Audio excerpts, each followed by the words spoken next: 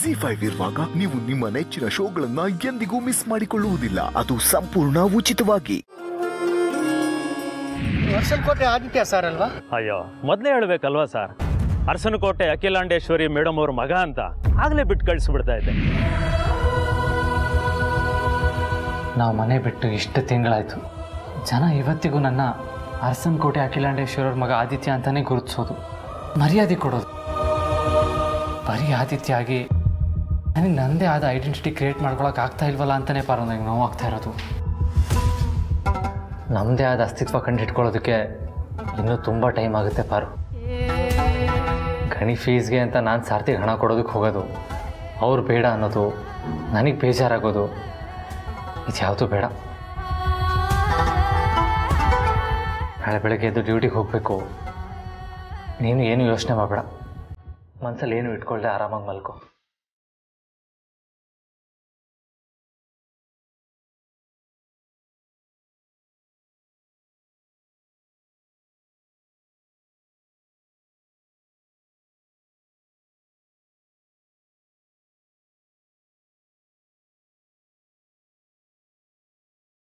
ಪಾಪ, ಒಳಗಡೆ ಗಾಳಿ ಸಾಕಾಗ್ತಾ ಇಲ್ಲ ಅನ್ಸುತ್ತೆ.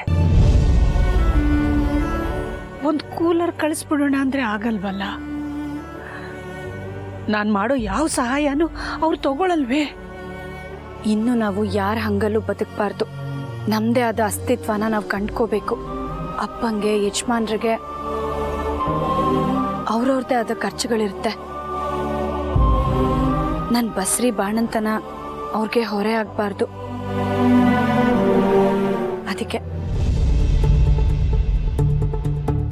ಇನ್ಮೇಲಿಂದ ನಾನು ಹೊರಗಡೆ ಹೋಗಿ ದುಡಿಬೇಕು.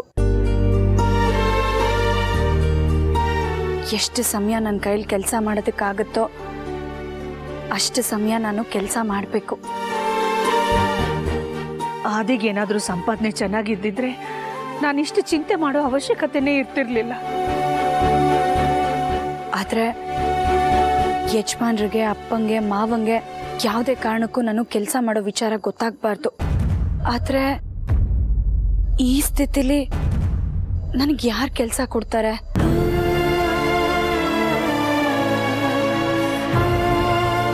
ಹಾಂ, ಸಾವಿತ್ತಕ್ಕನ ಹತ್ರ ಹೇಳ್ಕೊಂಡ್ರೆ ನಾನು ಮಾಡೋದಕ್ಕಾಗೋ ಥರ ಕೆಲಸ ಏನಾದರೂ ಕೊಡಿಸ್ಬೋದಾ? ಅಷ್ಟೊತ್ತಿಂದ ಏನೋ ಯೋಚನೆ ಮಾಡ್ತಿದ್ದಾಳಲ್ಲ, ಏನಿರ್ಬೋದು? ರಾಣನ್ ಬಗ್ಗೆ ಏನಾದರೂ ಚಿಂತೆ ಮಾಡ್ತಾ ಇರ್ಬೋದಾ?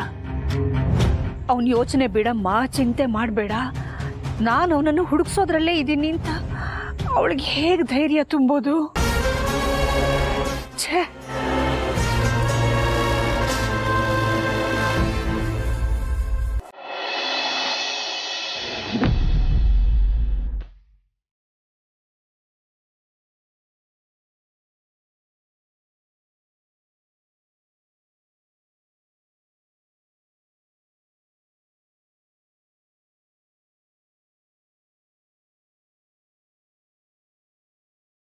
ದಯವಿಟ್ಟು ತಪ್ಪಾಗಿ ತಿಳ್ಕೊಬೇಡಮ್ಮ. ಸರಿ ಸರಿ. ಪಾರು, ಹೆಂಗಿದ್ಯಾ ಮಗಳೇ? ನಾನು ಚೆನ್ನಾಗಿದ್ದೀನಿ ಸಾವಿತ್ರಕ್ಕ. ನೀನು ಚೆನ್ನಾಗಿರ್ಲೇಬೇಕು. ಯಾರ ಹತ್ರನೂ ಫೋನಲ್ಲಿ ಮಾತಾಡ್ತಾ ಇದ್ದೆ? ನಮ್ಮೂರ ಕಡೆಯವರು, ಸಂಗೀತ ಅಂತ, ಇಲ್ಲೇ 4ನೇ ಕ್ರಾಸಲ್ಲಿದ್ದಾರೆ. ಅದೇ ಆ ಗಣೇಶನ ದೇವಸ್ಥಾನ ಇದೆಯಲ್ಲ, ಅದ್ರ ಪಕ್ಕದ ರೋಡಲ್ಲಿ ಅವ್ರ ಮನೆ. ಈಗ ಅವ್ರ ಬಸ್ರಿ ಗಂಡ ಕೆಫೆ ನಡೆಸ್ತಾರೆ. ಬೆಳಗ್ಗೆ ಹೋದರೆ ಸಂಜೆ ಆಗುತ್ತೆ ಬರೋದು. ಅದಕ್ಕೆ ಮನೆ ಕೆಲ್ಸಕ್ಕೆ ನೀವೇನಾರ ಬರೋಕ್ಕಾಗತ್ತಾ ಅಂತ ಫೋನ್ ಮಾಡಿ ಕೇಳ್ತಾ ಇದ್ರು. ಅರಸನಕೋಟೆ ಕೆಲಸ ಬಿಟ್ಬಿಟ್ಟು ಹೆಂಗೆ ಹೋಗೋಕ್ಕಾಗತ್ತೆ? ಆದರೂ ಪಾಪ ಅನ್ನಿಸ್ತು. ಬಸ್ರಿ ಹೆಂಗ್ಸಲ್ವಾ? ನಿನ್ನೆ ತಗೋ, ಹನುಮಂತಣ್ಣ, ದೊಡ್ಡ ಯಜಮಾನ್ರು, ಗಣಿ ಎಲ್ಲ ನೀನು ಎಷ್ಟು ಚೆನ್ನಾಗಿ ನೋಡ್ಕೋತಿದ್ದಾರೆ.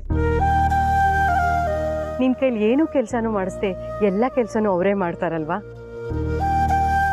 ಮನೆ ಕೆಲಸ ಎಲ್ಲ ಈ ಸ್ಥಿತಿಲಿ ನೀನು ಮಾಡೋ ಹಂಗಿದ್ದಿದ್ರೆ ಎಷ್ಟು ಕಷ್ಟ ಆಗಿರೋದು ಪಾರು. ಅದನ್ನು ಕಲ್ಪಿಸ್ಕೊಳ್ಳೋದಕ್ಕೂ ಕಷ್ಟ ಆಗುತ್ತೆ.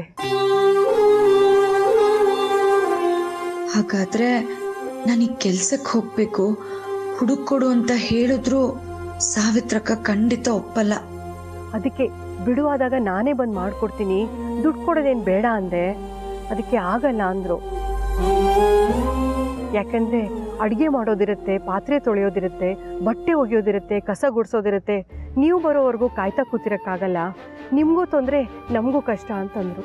ಅದಕ್ಕೆ ನಂಬಕಸ್ರು ಯಾರಿದ್ರೆ ನೋಡಿ ಅಂದರು. ಸಿಕ್ಕಿದ್ರೆ ನೇರವಾಗಿ ಕಳ್ಸಿಕೊಟ್ಬಿಡ್ತೀನಿ ಅಂತಂದೆ. ಈ ಕ್ಷಣಕ್ಕೆ ಯಾರೂ ಜ್ಞಾಪಕಕ್ಕೆ ಬರ್ತಿಲ್ಲ. ಅಂಥ ನಂಬಕಸ್ರು ಯಾರು ಇದ್ದಾರೆ ಪಾರು? ನಾನಿದ್ದೀನಿ ಸಾವಿತ್ರಕ್ಕ, ಆದ್ರೆ ನಾನು ಅದನ್ನು ಹೇಳಿದ್ರೆ ನೀನು ಒಪ್ಕೊಳ್ಳೋದಿಲ್ಲ. ಅಯ್ಯೋ, ಯಾರಿದ್ದಾರೆ ಅಂತ ಯೋಚನೆ ಮಾಡ್ತಾ ನಿನ್ನ ಮನ್ಸಿಗೆ ಒತ್ತಡ ಹಾಕೋಬೇಡ. ನಮ್ಮ ಕಿಚನ್ ಸ್ಟಾಫ್ಗೂ ಹೇಳಿರ್ತೀನಿ, ಯಾರು ಸಿಗ್ತಾರೆ ಬಿಡು. ಹೌದು, ಫೋನ್ ಮಾಡಿ ಏನೋ ಮಾತಾಡಬೇಕು, ಮನೆಯಿಂದ ಹೊರಗೆ ಬಾ ಅಂತ ಅಂದ್ಯಲ್ಲ, ಯಾಕೆ? ಏನು ವಿಷಯ? ನಿನ್ನ ನೋಡಬೇಕು ಅನ್ನಿಸ್ತು, ಅದಕ್ಕೆ ಹೇಳಿದೆ. ಏನಾದರೂ ಹೇಳ್ಕೋಬೇಕು ಅನ್ಸಿದ್ಯಮ್ಮ?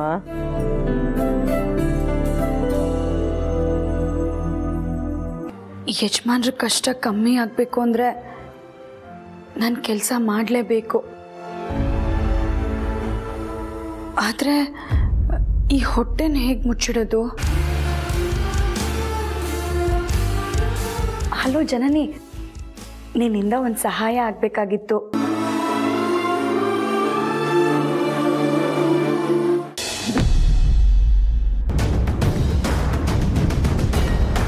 ಫೋನಲ್ಲಿ ಹೇಳಿದ್ರಲ್ಲ, ಅನಾಥಾಶ್ರಮಕ್ಕೆ ಹೋಗ್ತಾ ಇದ್ದೀನಿ, ಅಲ್ಲೊಂದು 2-3 ಜನ ಬಸ್ರಿಯರಿದ್ದಾರೆ, ಇಂಥ ಸಮಯದಲ್ಲಿ ಅವ್ರಿಗೆ ಬಟ್ಟೆನ ದಾನ ಮಾಡಿದ್ರೆ ಒಳ್ಳೇದಾಗುತ್ತೆ ಅಂತ. ಅದಕ್ಕೆ ಇಷ್ಟೊತ್ತು ಬಟ್ಟೆಗಳನ್ನೆಲ್ಲ ಪ್ಯಾಕ್ ಮಾಡ್ತಾ ಕೂತಿದ್ದೆ. ಪ್ರೀತುಗೆ ಫ್ರೀ ಸೈಜ್ ಬಟ್ಟೆ ತಗೊಂಡ್ ಬಾ ಅಂತ ಹೇಳಿದ್ದೆ. ಅವ್ನು ನೋಡಿದ್ರೆ ನಾನು 9 ತಿಂಗಳು ಆದ್ಮೇಲೆ ಹಾಕೊಳ್ಳೋಂಥ ಬಟ್ಟೆಗಳನ್ನ ತಂದಿದ್ದ. ಅದು ನನಗೆ ತುಂಬ ಲೂಸ್ ಆಗುತ್ತೆ. ಅವ್ರಿಗೆ ಹಳೆ ಬಟ್ಟೆಗಳನ್ನ ಕೊಡೋದು ಸರಿಯಲ್ಲ ಅನಿಸ್ತು. ತಗೊಳ್ಳಿ, ಇದನ್ನು ತಗೊಂಡು ಹೋಗ್ಕೊಡಿ. ನಿನಗೆ ಒಳ್ಳೇದಾಗ್ಲಿ ಜನನಿ. ನನಗೆ ಒಳ್ಳೇದಾಗ್ಲಿ ಅಲ್ಲ ಅಕ್ಕ, ನಮಗೆ ಒಳ್ಳೇದಾಗ್ಲಿ ಅಂತ ಹೇಳಿ. ಬರ್ತೀನಿ. ಹುಷಾರು.